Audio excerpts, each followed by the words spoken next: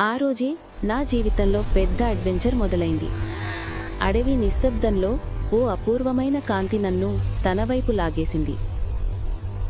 వేరు చెట్టు మధ్యలో బంగారు వెలుగుల్లో మెరుస్తున్న ఒక మంత్రమైన పుస్తకం జీవిస్తున్నట్టే ఉంది.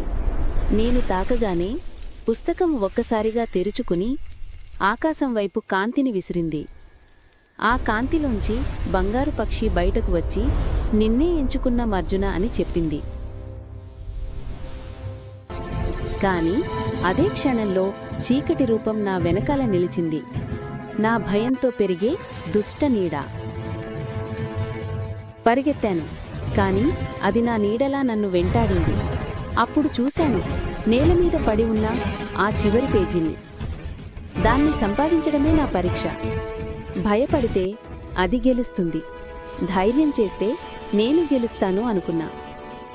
కన్ను మూసుకొని నాలోని వెలుగును పిలిచాను. ఒక్క క్షణంలో నా ధైర్యం కాంతిగా మారి ఆ నీడను బూడిద చేసింది.